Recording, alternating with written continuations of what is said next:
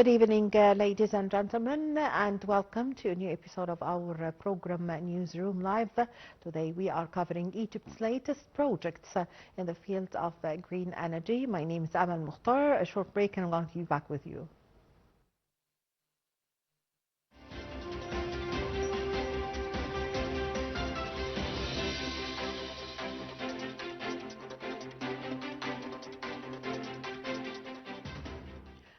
Welcome back.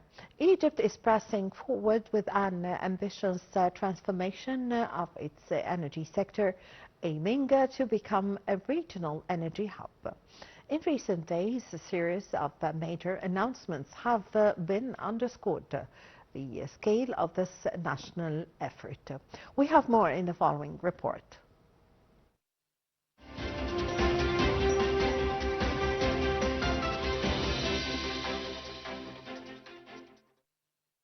Egypt is accelerating its transition to green energy with a clear target. Renewable energy must account for 45% of the national energy mix within the next 2 years. This comes as part of a broader strategy aiming for 42% by 2030 and 60% by 2040. Just this week, President Abdel Fattah el-Sisi met with the Prime Minister and the Minister of Electricity to review progress on 105 projects in the second phase of strengthening the national grid.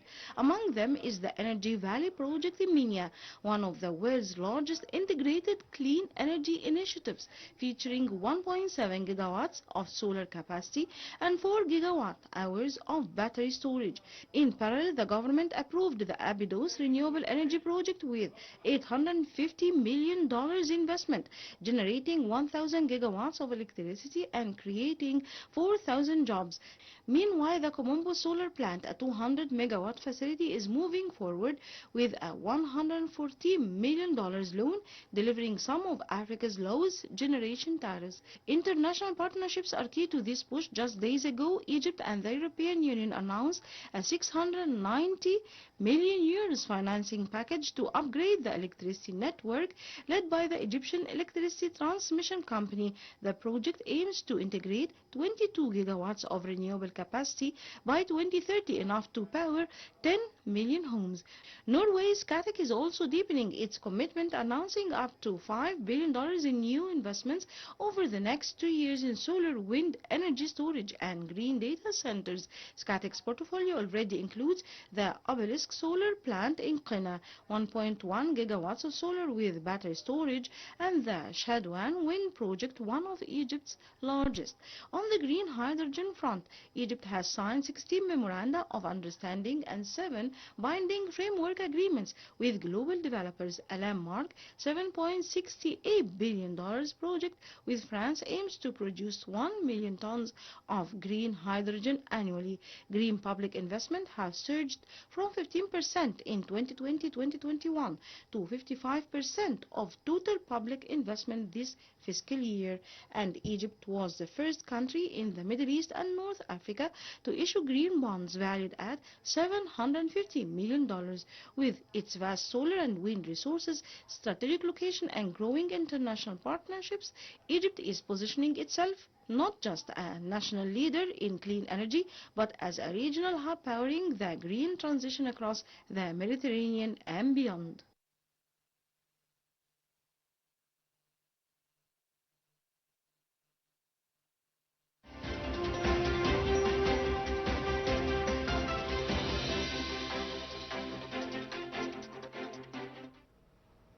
Welcome back. To shed more light, we have the pleasure to have with us over the phone our dear guest, Dr. Mohamed, the Sobky energy expert. Good evening, sir. Good evening. Dr. Sobky, Egypt have set a target of 42% renewable energy by the year 2030 and also 60% by 2040. How realistic are these targets given that also the renewable energy is currently accounts for only around 11.5% of electricity generation? What are the biggest obstacles to closing this gap? Well, thank you for having me first. It's our pleasure.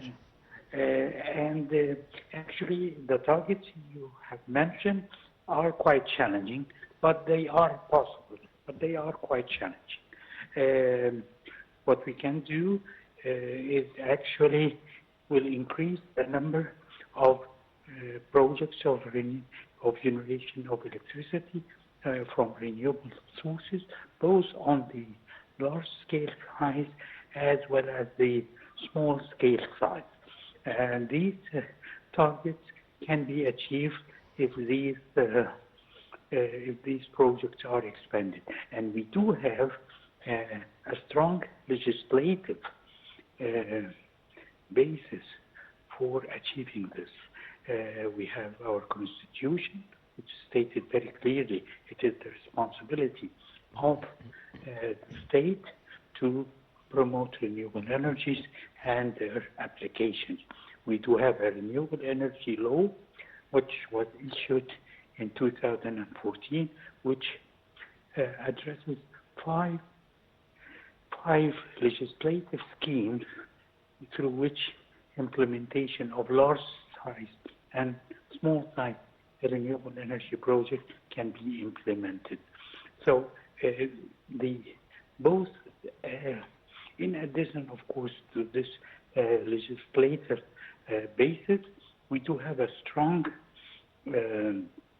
technical background in the area now, in the area of renewable energies, and we are strengthening the network, the electricity network capacity. These networks will be able to evacuate the renewable energies, the electricity coming from the renewable energies on into the electricity networks, and then of course to end users, both industrial end users and commercial end users and residential end users. Yes. Again, and I am emphasizing what you have mentioned earlier, it is challenging, but it is possible. Yes. Dr. Sobky, President Abdel Fattah al-Sisi have stressed the importance of localizing the industries associated with renewable energy. What does this mean in practice, and how can Egypt build a domestic manufacturing base for the solar panels, wind turbines, and battery storage systems? This actually, this indicates a target of strengthening our industrial basis in the area of manufacturing parts of the systems of the solar panels, as well parts of the wind turbines and the batteries. That will be possible through some of our industries, existing industries in Egypt, and also through joint venture manufacturers, joint ventures with leading countries in the area of renewable energy industry. So joint venture companies will have a good base in Egypt to be able to expand their markets, both nationally in Egypt as well as regionally on the level of Africa, as well as the Middle East, and possibly to parts of Europe as well. Yes. The Energy Valley project in El Minya Governorate, it is described as one of the world's largest integrated clean energy initiatives, with about 1.7 gigawatt of solar and 4 gigawatt of storage. So what makes this project a unique one, and also what other challenges does it face in terms of the construction, financing, and the grid integration? Well, it's a challenging project, especially because of its size on the level of the storage part, which is a large part, and it will be one of the largest projects in Africa regarding this storage capacity. There will be actually the investment environment, the current investment Egypt is an attractive one. So the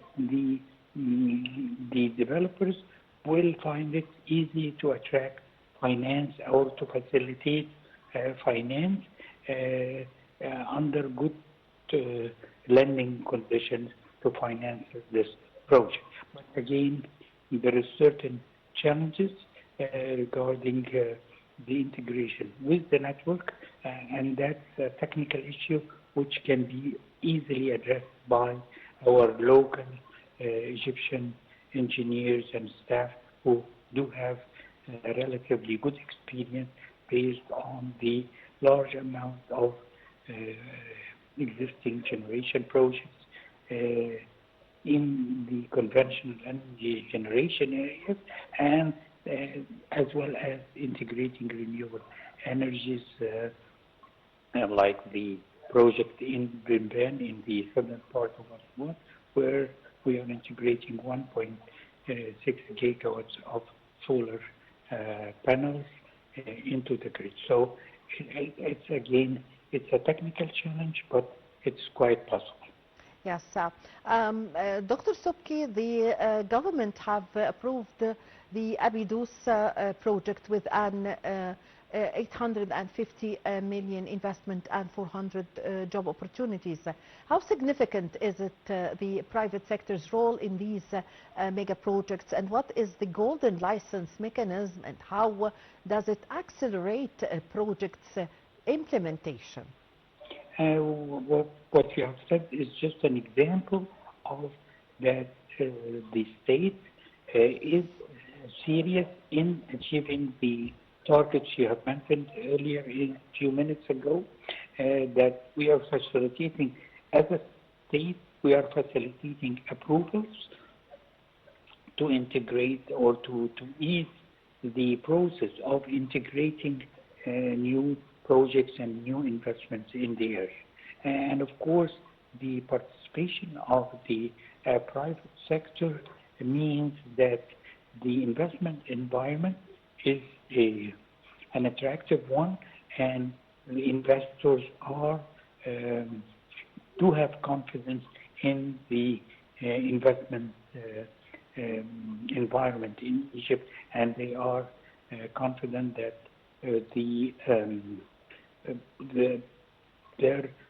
their investment will have a good return in relatively short time. We're speaking about less than 5 years' time. Yes. Dr. Sobky, we have seen the first phase of the Obelisk solar plant, 500 million watt with the 200 storage that are connected to the grid earlier this year. So how crucial is the battery storage of Egypt's renewable energy strategy? The inclusion of batteries is relatively a new, sort of a new technical approach or a technology approach, which has been in the development over the last 20 years around the different research and development institutions around the world. Having these projects now under implementation in Egypt indicates that these technologies have matured from a technical point of view, and that they are becoming commercially competitive with other potential sort of uninterrupted power supplies technologies.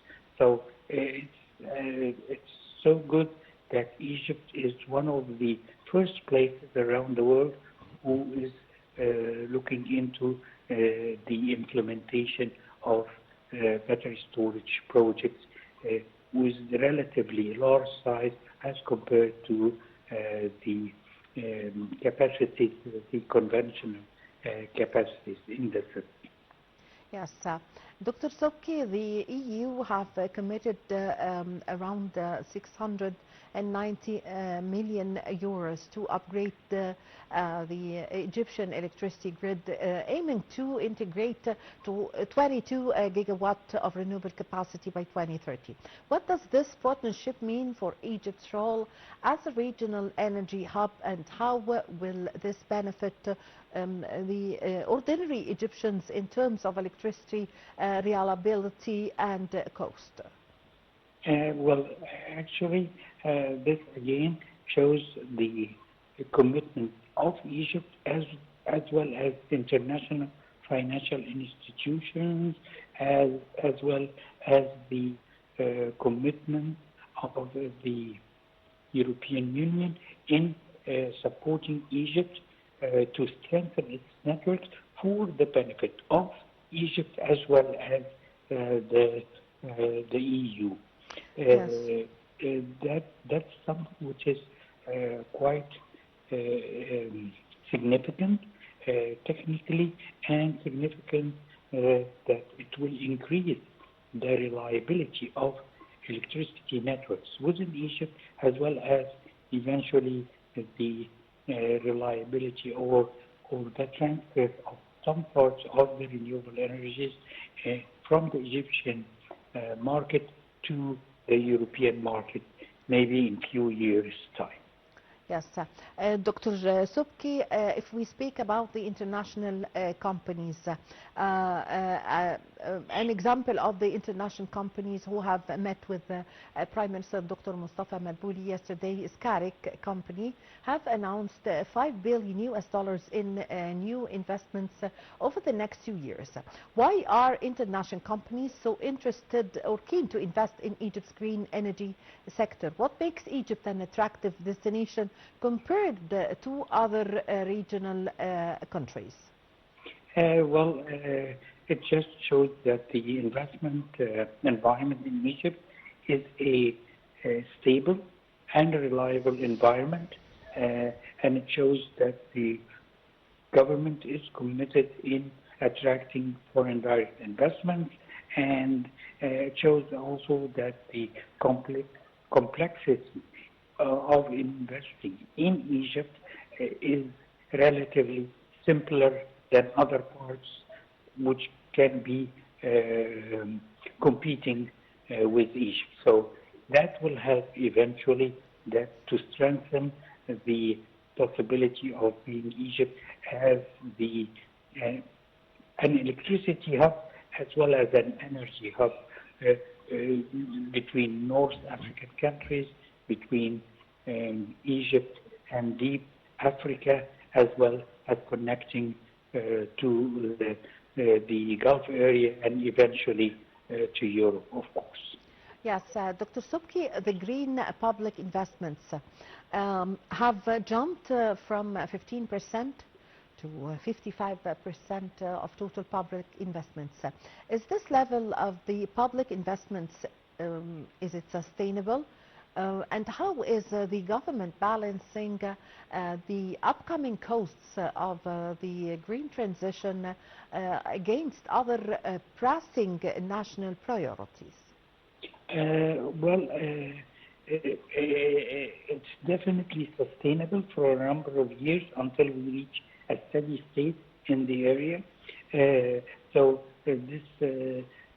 is sustainable, and it's always, as you indicated, it is on a inclining increased rate, and that's quite positive. I'll just give you an example of 1 kilowatt hour produced from renewable sources or from sustainable sources. One kilowatt hour electricity will save us in Egypt more than 300 grams of fossil fuel, which basically will reduce our fossil fuel bill, as well as will save the environment from more than 400 grams of pollutants, primarily carbon dioxide. Yes. Dr. Sobky, Egypt have signed 16 memos of understanding and 7 framework agreements for green fuel projects, including around 7.68 billion US dollars project with France. What is Egypt's comparative advantage in green hydrogen? And how realistic is the timeline for these projects to become commercially viable? As you indicated, it's really on a, I would say, on a learning curve process. We still the hydrogen. There is two challenges for the hydrogen. Egypt is getting ready for that from a legislative point of view. We do have a supportive law for green hydrogen. On the other hand, one of the main challenges is the value chain of the technologies related to green hydrogen. So this value chain from a financial point of view is still not close to being competitive with other sources, but it is gaining grounds to be competitive. The other challenge is to find the potential long-term off-takers. Yes. This is quite important, even though a lot of the European countries, for example, showed interest, but again, it needs to be included into implementable projects. As you said, there is this memorandum of understanding, and these memorandum of understanding are not only in Egypt but also with other Northern African countries. So there is a big potential market, yet needs to be concluded based on financial attractiveness. Yes. And the commitment of the potential off-takers. Yes. Dr. Sobky, the government have launched, we are going to speak now about, as you've just mentioned, the green hydrogen. So the government, on this point, the government have launched the National Low Carbon Hydrogen Strategy. So how does the green hydrogen fit into Egypt's energy strategy? Is it domestic to use, primary domestic for, and does Egypt see itself an exporter to the European markets? Yes, Egypt is a potential producer and exporter of the green hydrogen, but again, I'm just emphasizing there is a financial challenge regarding the value chain of producing hydrogen. It is quite competitive when we are speaking about fertilizers, where there is a commercial attractiveness. Egypt is ranked number 5 regarding around the main exporters around the world, and number 6 regarding the international volume of fertilizers. But again, as a competitive fuel with natural gas, still there's some steps which needs to be achieved from a technical point of view, and actually Egypt did take preliminary, relatively good steps by issuing the green hydrogen strategy. So that's getting ready and facilitating potential production of hydrogen even before all the technical issues are resolved. Yes, thank you very much for your time. Thank you for your value. My pleasure, sir. Thank you, Dr. Mohamed Sobky, the energy expert. Ladies and gentlemen, a short break, and I'm going to be back with you.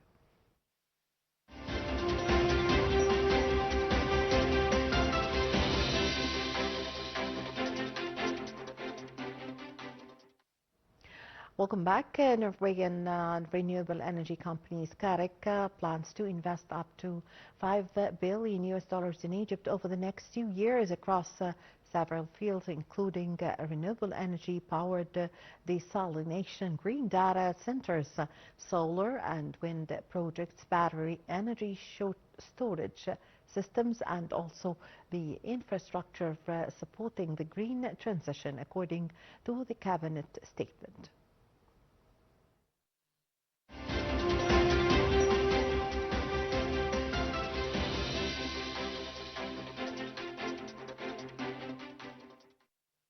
Norway's SCATEC plans to inject up to $5 billion in new investments into Egypt over the next 2 years. The new investment plan will target strategic sectors, including water desalination powered by renewable energy, green data centers, solar and wind power projects, energy storage systems, and infrastructure supporting the green transition. The announcement came during a review of SCATEC's current strategic project portfolio in Egypt, which already represents $5 billion in investment across renewable energy, energy storage, and industrial infrastructure. The company also detailed developments at the Energy Valley project, one of the region's largest renewable energy and storage initiatives.